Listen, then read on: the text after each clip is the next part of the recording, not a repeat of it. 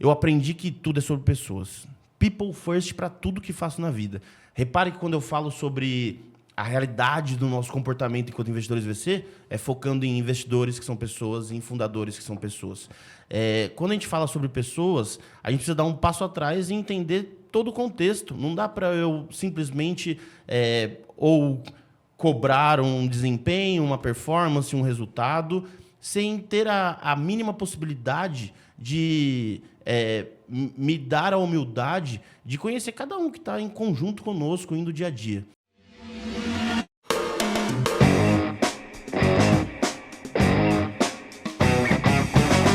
Fala pessoal, bem-vindos a mais um episódio do PRcast, o seu videocast do PR Group, que sempre traz convidados, como eu sempre falo, de primeira prateleira, gente que realmente é relevante no ecossistema de startups ou no ambiente de empreendedorismo no Brasil.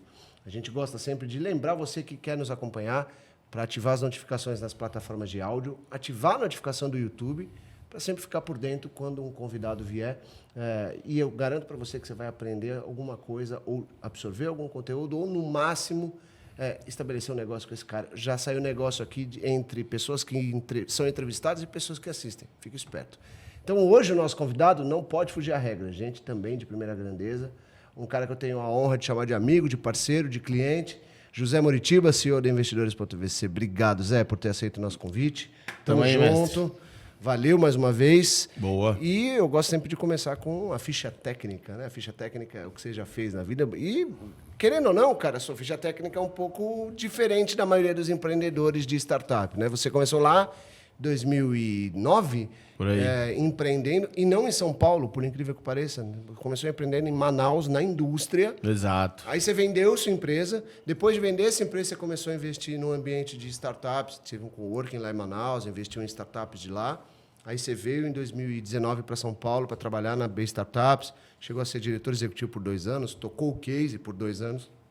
Aí em 2021, você se associou com a Muri e assumiu como CEO aqui da Investidores.vc. Falei tudo certinho de cabeça? Pô, é isso aí, cara. Boa parte da minha trajetória tá nisso aí que você resumiu. Então acertei. Muito bom, perfeito. Mas qual que é a diferença, Zé, de investir em indústria e investir em startup? Você teve coisas completamente diferentes, né? Apesar de êxito nas duas, tem diferenças elementares, não tem?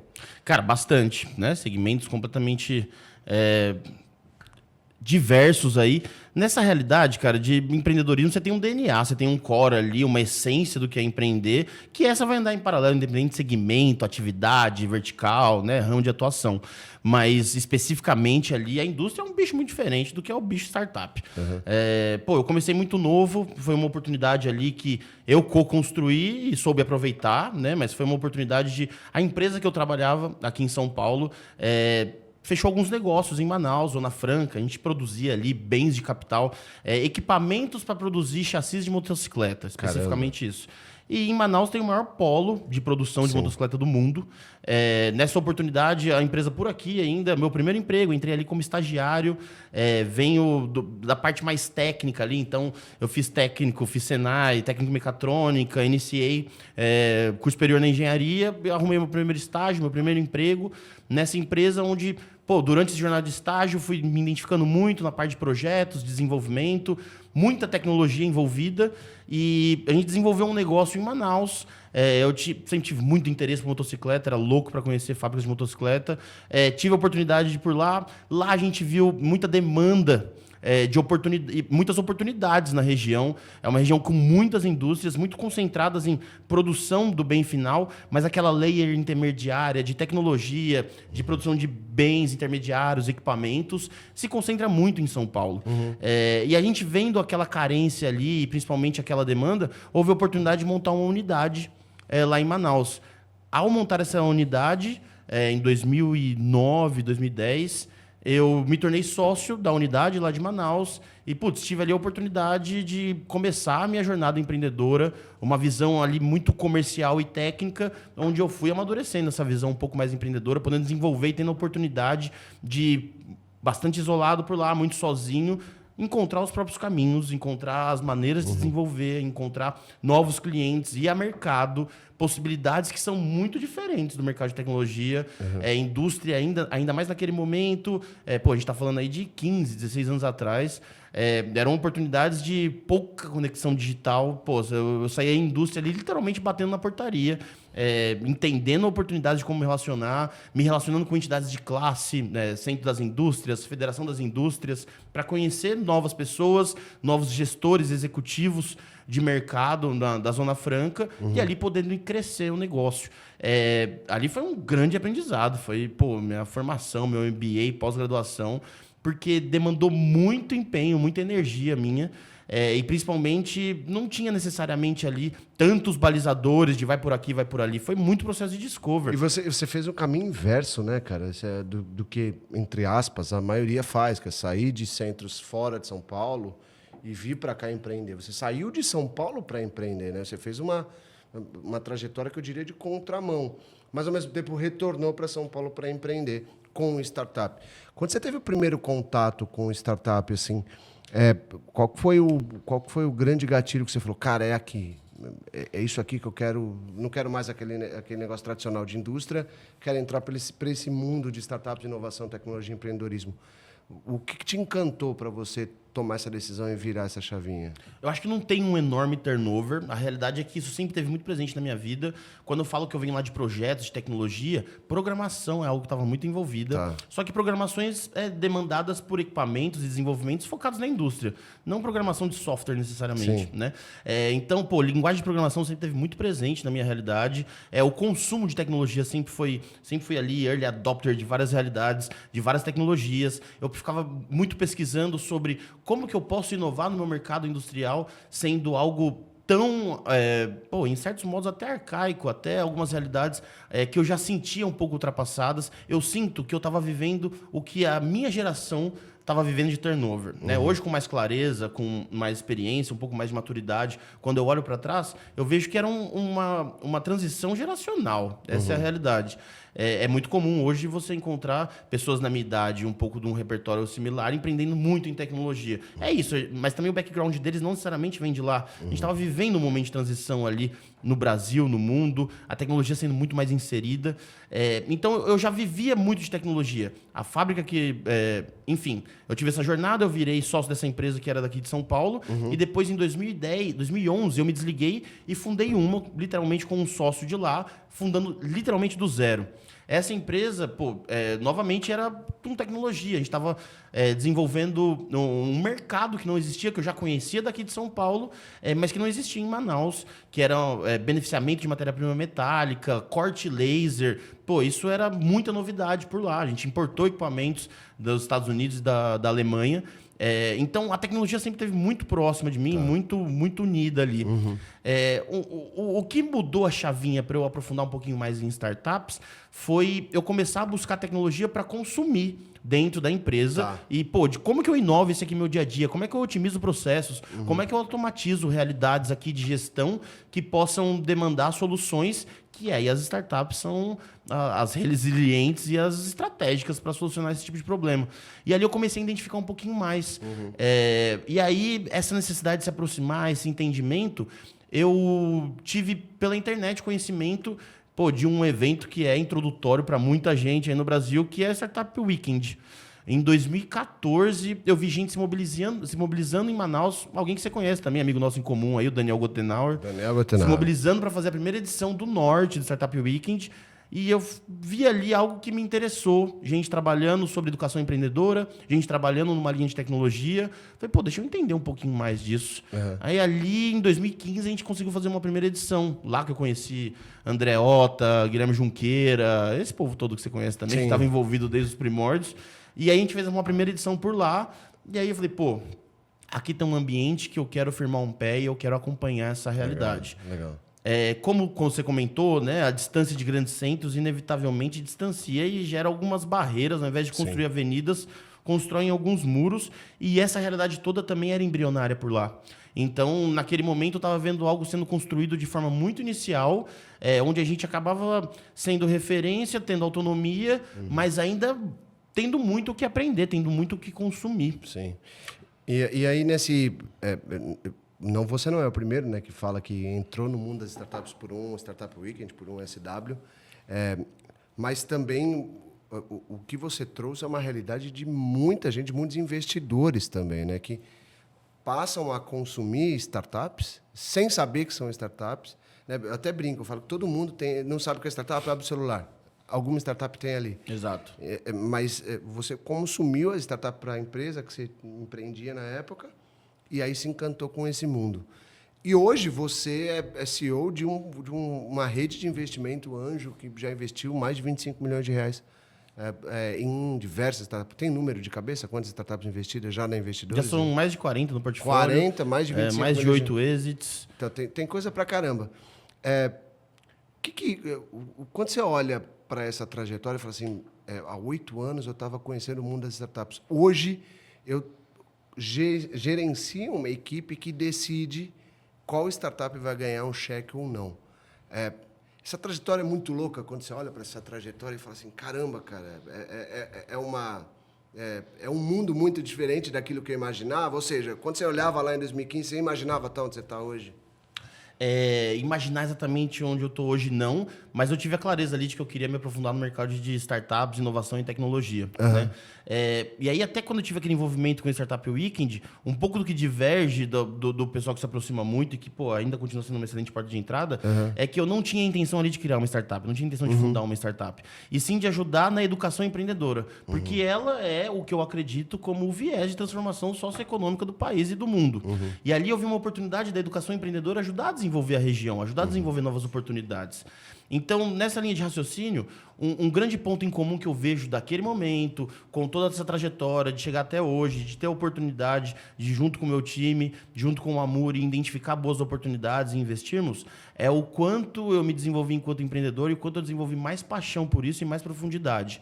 E aí, inevitavelmente, toda vez que a gente coloca isso em cima da mesa e como um pilar central dessas possibilidades, a sinergia, a identificação e a empatia por ter mais empreendedores, que para mim é um grande diferencial da nossa rede, tanto enquanto time quanto rede de investidores, é o que mais me faz ter tesão de seguir em frente e de ter clareza que, beleza, hoje aos 34 anos eu tenho certeza que eu estou no meu melhor momento, que eu estou no momento mais satisfeito e com uma oportunidade mais aberta, ampla e de longo prazo que eu já tive na minha vida. Mas isso se dá muito pelo desenvolvimento ali desse DNA, desse bichinho empreendedor que pica a nossa veia, que corre pela nossa corrente sanguínea, e que é onde eu desenvolvo essas empatias, onde ouvir histórias empreendedoras, ouvir histórias de outros empreendedores nos aproxima.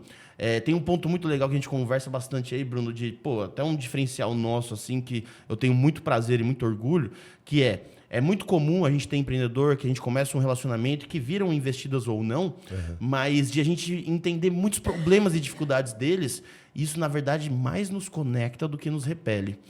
Empreendedor que chega com tudo correto, tudo legal, tudo bacana, tudo sossegado, ele não precisa muito da gente. Ali nesse discover das dificuldades, porque ou a gente já passou, ou a gente já viveu na prática, ou a gente já teve esse problema, ou já acompanhamos problemas similares com outros founders, com outras startups, e essa realidade a gente vê que, os problemas não tem muita roda para inventar nesses problemas e nem nas soluções. São mais momentos, dificuldades, ambientes diferentes, mas eles têm ali uma regularidade. E poder, com essa nossa bagagem, com essa nossa experiência, com essa nossa vivência, ter a oportunidade de contribuir, eu acho que é o grande diferencial, é o que mais conecta a gente com toda essa realidade de empreendedor como um todo, e hoje com um recorte ali de empreendedorismo focado em startups. Eu gosto muito desse olhar que investidores têm, né, sobre investidores. Nós fizemos um papo aqui com a Amuri também. Como é assíncrono, não sei se você está assistindo, se foi antes, se foi depois, se você assistiu antes, está assistindo depois está uma bagunça, mas a gente recebeu o Amuri aqui e o Amuri falou sobre isso, né? Sobre quais são os critérios que vocês olham aqui dentro e falou que a régua final é crescimento. Exato. Que você tem que olhar a real possibilidade de crescimento. E isso, obviamente, é a tese da investidores, não do Amuri, né? Ele sendo, e você é CEO do negócio como um todo. Mas a investidores é um negócio, não deixa de ser um negócio. E sendo um negócio, você sendo o CEO da investidores, para onde você quer levar investidores, né? Hoje vocês são conhecidos e se posicionam como a maior rede de investidor anjo do Brasil. Já falei dos números aqui, mais de 40 investidas, 25 milhões, etc. Existe espaço para crescimento ainda? Vocês têm, acho que quase 300 investidores na rede? 420. 420. Tem espaço para crescer ainda? Onde é que vocês querem chegar? Para onde você quer levar investidores? Boa. O mais legal de olhar para tudo isso é por isso que eu comentei ali que, porra, esse é um momento que eu olho que é um horizonte de uma imensa página em branco, que tem muito espaço para se desenvolver, tem muito espaço para crescer. O Venture Capital por si só ainda é uma realidade muito embrionária no Brasil. Pô, nossos pais jamais sonhariam e jamais ouviram dizer que era uma possibilidade de investir em startups. É a nossa geração que está tendo oportunidade com isso. Nessa realidade... E aí não só balizando geracionalmente, mas sim tendo a oportunidade de trazer isso como clareza para a mesa, como uma oportunidade de diversificação de um portfólio, como uma oportunidade de entrega de valor, de entregar e capturar valor propriamente dito de uma rede, de um negócio, é uma dinâmica muito diferente, é uma dinâmica muito diversa. É uma dinâmica onde você tem capacidade de influenciar positivamente, onde você tem capacidade de ajudar, abrir portas, contribuir, mas também aprender com tudo isso. Então tem um espaço enorme, ainda é um recorte muito pequeno do que é a oportunidade de se diversificar capital no Brasil. Por exemplo, a nossa tese, ela indica e direciona que pessoas concentrem ali algo em torno de 5, 10, no máximo 20, para aqueles mais apetitosos, mais capitalizados e líquidos, dentro da sua própria tese. Ou seja, de 5% a 20% de tudo que você tem investido por aí, seja em ações, seja em terreno, seja no seu próprio negócio, seja em outros tipos de ativos, essa parcela de 5% a 20% merece estar em Venture Capital. Hoje a gente não tem nem 10 milhões ainda de pessoas presentes no mercado financeiro. Não existem 10 milhões de CPFs na Bolsa de Valores, num país de 220 milhões de habitantes. E cada vez mais algo democrático, onde, com valores muito irrisórios, as pessoas podem utilizar como estratégia de poupar e otimizar um pouquinho mais o seu recurso. Se para mercados financeiros tão tradicionais esse ainda é um recorte tão minimizado, imagina para o Venture Capital. E assim também é a realidade do crescimento do ambiente do negócio startups. Né? Você tem por princípio o empreendedorismo como um solucionador de problemas. Você tem o Brasil de um tamanho geográfico continental e de um volume populacional de mais de 220 milhões de habitantes. Tem muito problema, tem muito BO, tem muita dificuldade, consequentemente, tem muita oportunidade. Então, num ambiente onde se existe muita oportunidade, muitas dores e muitos problemas para serem solucionadas, consequentemente, você tem muito espaço para os novos negócios, novas startups surgirem, que, por sua vez, e por sua natureza, e pela realidade da equação com que se dá o desenvolvimento de um negócio, ele, inevitavelmente, depende de funding em algum momento da sua jornada. Entendi. Existem, sim, outras teses e outras exceções, mas o grande volume depende de capital na sua jornada. Consequentemente, esse mercado só tende a expandir. Tem um número mágico aí que você tem na tua cabeça? Número de startups investidas, número de investidores anjo na rede? Assim, tem algum número mágico que você trabalha na sua projeção? Fala assim, putz, eu quero daqui 10 anos, 10 anos não, 5 anos a gente tenha mais de 3 mil investidores anjo, mais de 200 empresas aportadas. Tem esses números na tua cabeça? Tem alguns sonhos, mas eu prefiro sempre falar de planos, por exemplo. Tá. A gente tem plano de até o final de 2024 ter 1.000 investidores na base. Tá. Essa é uma realidade, é um número onde a gente entende boa liquidez, onde a gente entende muito valor de influência e conhecimento, experiência positiva para principalmente ajudar esse portfólio e essas investidas a darem próximos passos. Quando a gente fala do que a gente espera para investidores VC, o maior é consequência, mas a gente tem muita clareza de que queremos ser o melhor para o investidor e para o founder. Esse é um mantra nosso, onde com qualquer pessoa da empresa que você conversar, ela vai ter clareza que a gente tem, de forma muito bem estruturada, 2 pontas de clientes dentro de investidores VC, que elas são o fundador e o investidor. Então, o nosso propósito macro é ser a melhor plataforma de oferta de valor para essas 2 pontas. Como que a gente é a melhor rede para os investidores e, consequentemente, a melhor rede para os fundadores. A gente entende que essa é a equação mágica para que bons negócios se desenvolvam, solucionem problemas da sociedade e, consequentemente, gerem valor e riqueza para os seus fundadores e para os seus investidores. Boa. Zé, eu te conheço desde 2018, se não me engano, que a gente se conheceu em Manaus. Acho que, não sei se na época da Conferência Amazônica ou de algum evento na época da B Startups, acho que foi por aí.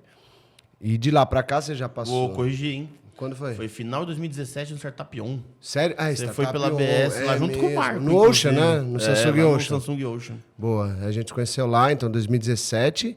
Estamos em 2023, 6 anos. E já vi você passar pela B Startups como diretor comercial, depois diretor executivo e agora na Investidores você já está há 3 anos. E eu vou te falar um negócio que talvez eu nunca tenha te falado, mas eu já falei com muita gente que trabalhou nas suas equipes. Eu já ouvi de muita gente que você é o melhor gestor de pessoas que essa galera já conheceu. Qual que é a tua fórmula ali para a gestão de pessoas? Porque você dirigiu times grandes, né? A BS chegou até 60 pessoas. Aqui, quando vocês estão na Investidores aqui, estão com 30? 20? Existe algum segredo, algum manualzinho que você segue? Ou é no instinto puro e simples para fazer gestão de pessoas? Porque, querendo ou não estou falando de número, estou falando de gente. Sim, agora, né? Exatamente. Esse é o assunto que eu adoro. Obrigado aí pelo reconhecimento, digamos assim. Mas esse é um assunto que eu amo e, daria espaço até para mais uns 2, 3 podcasts. Não, pode falar sobre isso, não tem problema não. O que eu acho legal é o seguinte, cara. Eu aprendi que tudo é sobre pessoas. People first para tudo que faço na vida. Repare que quando eu falo sobre a realidade do nosso comportamento enquanto investidores VC, é focando em investidores que são pessoas, em fundadores que são pessoas. Quando a gente fala sobre pessoas, a gente precisa dar um passo atrás e entender todo o contexto. Não dá para eu simplesmente ou cobrar um desempenho, uma performance, um resultado, sem ter a mínima possibilidade de me dar a humildade de conhecer cada um que está em conjunto conosco indo dia a dia. Eu amo trabalhar, Bruno. Isso para mim é muito mais do que dever e obrigação. Eu tenho clareza que é um privilégio, mas tudo que eu fiz na minha vida até hoje sempre foi por opção, sempre foi com muita clareza de resultados que eu buscava, conseguir atingir resultados, conseguir ter aprendizado sobre tudo aquilo que também não deu certo, que são os principais pontos que a gente sempre aprende. Mas em todo esse contexto, eu tive muita clareza que eu nunca fiz nada sozinho e que em todo momento que eu tive algum sucesso, algum privilégio, alguma oportunidade, eu tinha uma rede de pessoas me suportando e me apoiando. Então, basicamente, enquanto gestor, o que eu busco ser como que eu trago toda essa bagagem, todas essas ferramentas que eu fui coletando ao longo do ano, como que eu organizo ela na minha caixinha e entendo que essas ferramentas agora merecem ser disponibilizadas e disponíveis para o meu time, para as pessoas que estão ao meu redor. E aí, quando eu falo time, é todo mundo que está ao redor do que faz o Investidores VC a cada dia ser melhor. Assim como a PR, assim como você, assim como demais parceiros, fornecedores, players de mercado, stakeholders que estão em conjunto com o nosso alinhamento cultural e principalmente de princípios e valores de dia a dia. Ter clareza de que essa... é uma jornada de longo prazo, isso aqui é uma maratona, não é um sprint de 100 metros. E só é possível chegar mais longe e melhor com pessoas estando satisfeitas, reconhecidas, felizes, engajadas em um propósito. Eu brinco muito com um time que não tem como eu prometer felicidade, alegria, sorriso, brincadeira e piada o dia inteiro. Eu tenho como prometer reconhecimento, desenvolvimento, oportunidade, desafio. E aí, balizando por esses pontos culturais... eu tenho um pouco de sorte, mas também tenho clareza e processos de como que eu também me aproximo e deixo com que se aproxime do Investidores VC pessoas que estão alinhadas com essa realidade, que se aproximem do Muritiba e que eu permita me aproximar de pessoas que estejam alinhadas com essa realidade. Sim.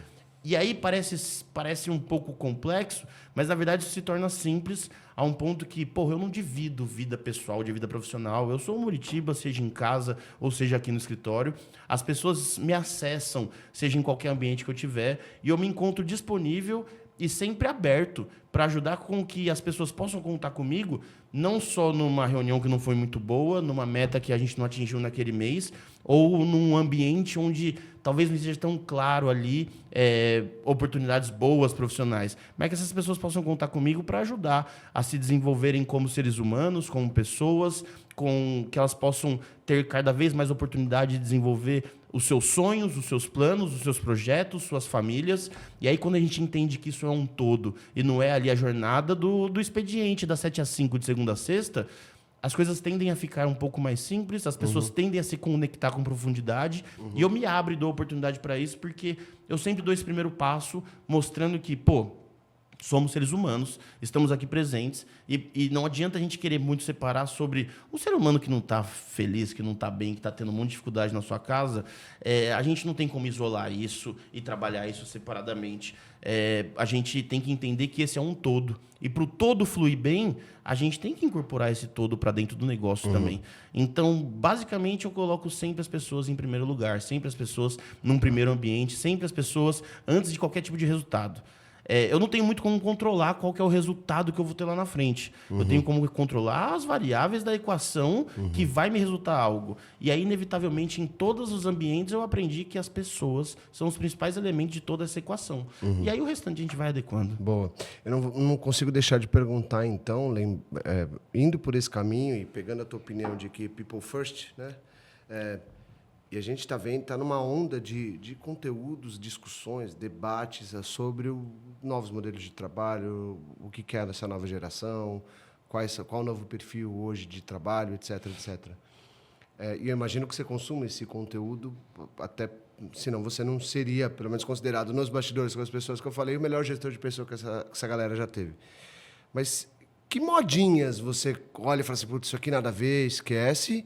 E que coisas antigas que você falou, isso aqui se mantém?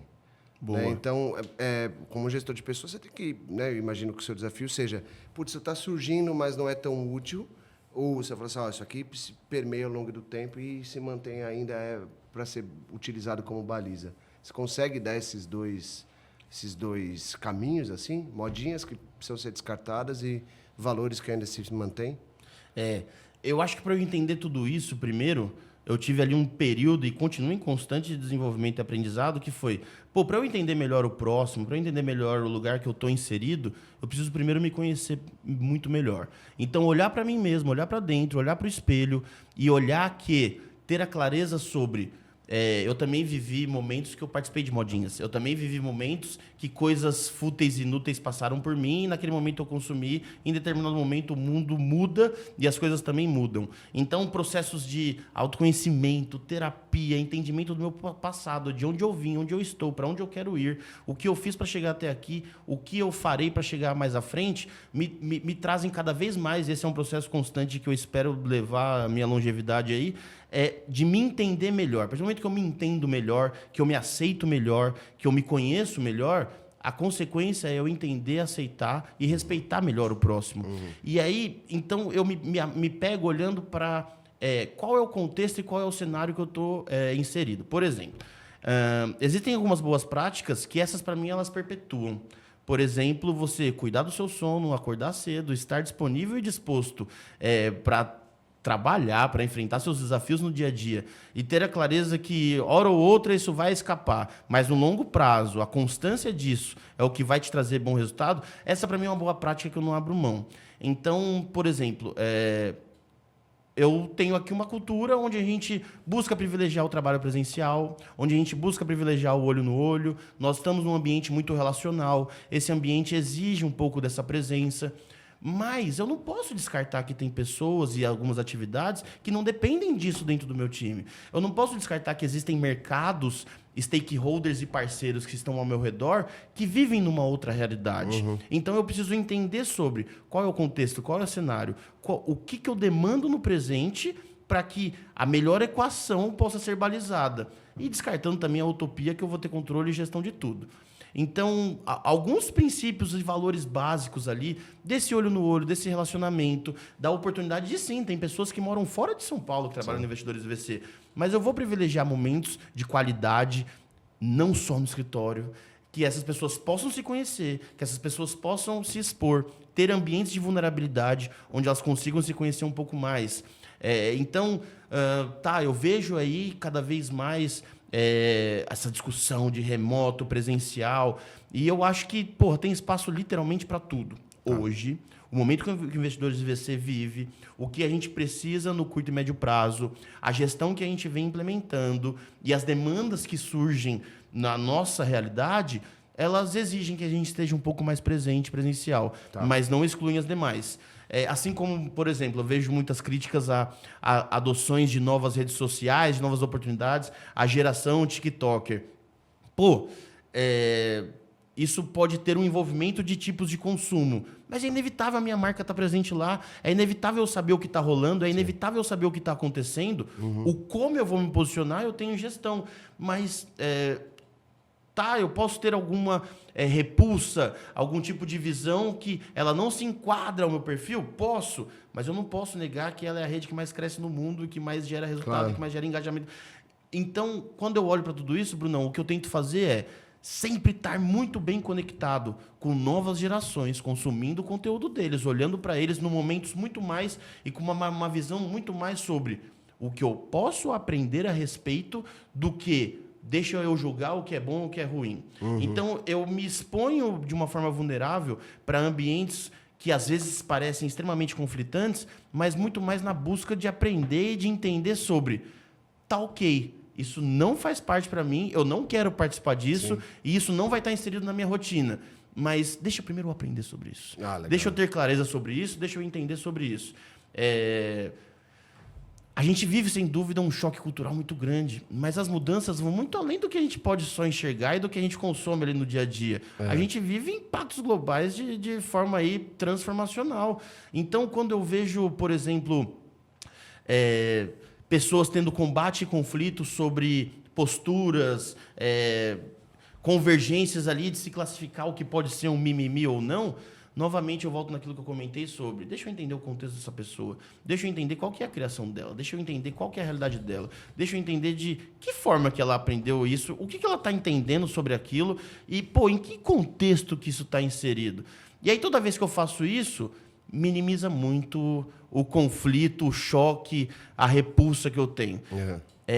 De certa forma, pode parecer que eu fugi um pouquinho da sua pergunta, mas eu não tenho necessariamente pontos a apontar sobre o que eu recrimino e o que eu isolo. Não, mas sobre gestão de pessoas também é muito genérico para dizer. Existem pessoas que têm regrinhas próprias, por exemplo, protocolos próprios. Tem pessoas que não têm, que são fluídas, que vão absorvendo coisas ao longo do tempo. Eu entendo que não tem nem certo e nem errado para falar sobre isso. E agora, o que eu gosto é de estar engajado com isso, entendendo exatamente essa linha de raciocínio sobre... Beleza, antes de eu dizer não, deixa eu ter clareza do que é isso, deixa eu aprender. E aí essa ambição e esse incômodo por querer consumir um pouquinho mais, até nos gera ansiedade, até nos ocupa muito tempo, mas me traz uma tranquilidade muito maior de, eu não quero isso para mim, mas eu consigo aceitar quem quer. Eu hoje não consigo, por exemplo, trabalhar, novamente estou voltando isso, num ambiente 100% remoto, mas é por causa do momento que a gente vive, da maturidade que a gente tem. Mas é uma discussão que a gente tem quase que diariamente. Inevitavelmente, e aí você olha, mas existem ambientes que comportam, existem investidas nossas que trabalham 100% nessa realidade e estão indo bem, e está ok. Aquela conjuntura e aquele contexto, Rodrigo Cartacho, fundador da Simpla, é uma pessoa que eu admiro muito, é um mentor meu, pessoal, profissional, e tem algo que é muito marcante para mim, que ele sempre comentava sobre... Qualquer coisa que eu perguntava para ele, ele falava, legal, Muritiba, me dá contexto. Fria e calculista, uma opinião fria e calculista exatamente sobre o que você está falando, eu posso ter aqui uma realidade, mas não dá. Eu preciso dar um passo atrás, entender um pouco mais sobre o todo e ter clareza sobre como que eu potencializo ou tiro o pé sobre isso que a gente está vendo. Então, acho que o contexto é muito importante. A gente vive, né, cara, e a gente volta para trás... Cara, quantas vezes eu não peguei a minha mãe, na minha juventude, admirada com o que eu estava fazendo, e aquilo era completamente um absurdo para ela. E com certeza isso foi assim dela com a mãe dela, e assim sucessivamente. A gente vive uma agora, cada vez mais as oportunidades e as avenidas de crescimento que a tecnologia nos traz, cada vez mais a gente é impactado mais rápido, com menos tempo de pensar sobre aquilo, com uma ansiedade de ter, a necessidade de ter um ponto de vista sobre tudo, e a gente esquece que, tempo é o nosso aliadaço sobre essas... Então, como que com o tempo a gente toma contexto, toma realidade? Assim, fez com que, tanto com pessoas como com negócios, eu sempre busquei ao máximo evitar movimentos super bruscos. Então, calma, vamos ouvir, vamos entender. Tem uma grande oportunidade ali. Legal. Calma. Vamos ouvir, vamos entender. E aí, assim, a gente vai com calma, sem desespero. Tem uma frase que me mantém assim, que é, sem pressa e sem preguiça. Sem desespero e sem preguiça, vamos olhar para aquele caminho e vamos entender. Você falou, você deu uma resposta muito boa, e a última pergunta que eu vou te fazer, que a gente está dando nosso tempo aqui, você falou sobre tempo, né? Você falou sobre diferenças geracionais, você falou sobre a sua carreira e você falou sobre entender o contexto. E uma pergunta tradicional seria, eu te fiz essa pergunta, nossa, você se imaginava tá onde você está hoje, lá atrás? Agora eu vou te dar a oportunidade de falar assim, o que o Zé Muritiba deixa de recado em 2023 para o Zé Muritiba de 2033? De 33? Para daqui 10 anos, o que o cara lá da frente que você vai ser não pode esquecer nunca? Pô, não esqueça da sua família, dos seus valores. Tenha clareza que, pô, o que te trouxe até aqui e que provavelmente te levou até 2033 foram as pessoas que estão ao seu redor. Então, cada vez mais, tenha a oportunidade de se abrir para novas oportunidades, mas colete com a experiência de tudo o que você viveu até aqui, quais são as possibilidades e as portas que você está disposto a abrir para que determinados perfis, determinadas oportunidades se aproximem ou não. Então, pô, eu teria muito orgulho de olhar lá para frente e ter a clareza que, ao longo do tempo, tudo que teve sobre o meu controle, que ainda é muito pouco, tudo que está sobre o nosso controle é muito pouco, mesmo talvez a gente não tendo consciência no dia a dia sobre isso, mas tudo que teve sobre o meu controle pôde ser guiado e balizado por pessoas que eu tive consciência, eficiência e maturidade de escolher para que junto acompanhe essa jornada. Essa jornada, ela, lá em 2033, se eu olhar para ela e ela estiver extremamente solitária, não vai me deixar satisfeito. Hoje o que eu quero é que cada vez mais a gente possa ter uma rede colaborativa, uma rede onde se divida todas as oportunidades na minha vida pessoal, profissional, e que cada vez mais eu tenha a oportunidade de ter gente interessante, relevante, que me puxe, que eu aprenda, que compartilhe dos mesmos princípios, dos mesmos valores, que tenham dentro das suas realidades, as suas específicas diversidades, e que me traga cada vez mais visão 360 sobre mundo e principalmente sobre o ser humano. Boa. Baita no discurso. Boa. Zé, obrigado mais uma vez por ter aceito o nosso convite. É uma honra ter você aqui. Espero que você volte. E, enfim, cara, você sabe o quanto eu te admiro no pessoal e no profissional, como dizia o Faustão, mas é exatamente isso mesmo. Obrigado mesmo. Boa, tamo junto, mestre. É um prazerzão, recíproco. Pô, PR é um enorme parceiro há alguns anos. De onde eu tô, faço questão que vocês estejam também.